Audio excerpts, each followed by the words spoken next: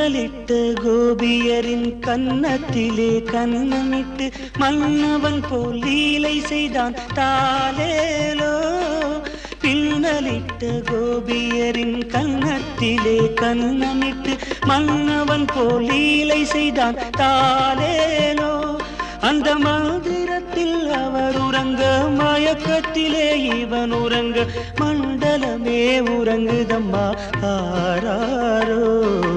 மண்டலமே உறங்குதம்மா ஆராரோ.